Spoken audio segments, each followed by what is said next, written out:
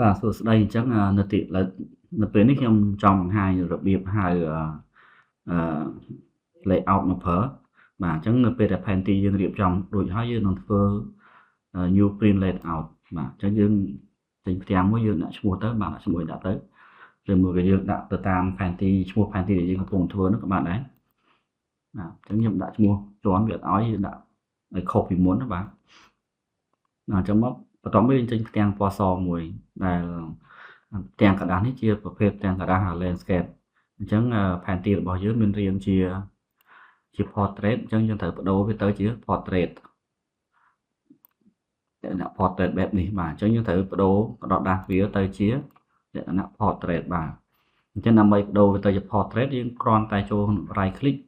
លើផ្ទាំងกระดาษមួយហ្នឹងហើយចុចពាក្យ right click page property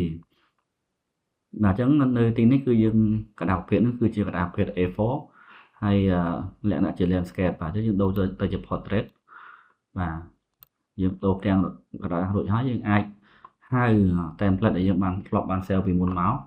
បាទដែលយើងចូលទៅក្នុង layout នេះហើយយកពាក្យ add item from template បាទអញ្ចឹងដើម្បីហៅយើងចូលទៅក្នុង layout ខាងលើនេះបន្ទាប់មកយើងយកពាក្យ add item from template បាទអញ្ចឹងនៅទីនេះខ្ញុំធ្លាប់បានធ្វើហើយខ្ញុំ save បាន2 3ឥឡូវខ្ញុំសូមយកលេខ2នេះបាទយើង click លើ file ឈ្មោះ file មួយហ្នឹងហើយ open មកបាទអញ្ចឹងយើងនឹងបានផ្ទាំងtemplate ដែលយើងបានរៀបចំពីមុនមកបាទអញ្ចឹងងាយស្រួលគុណ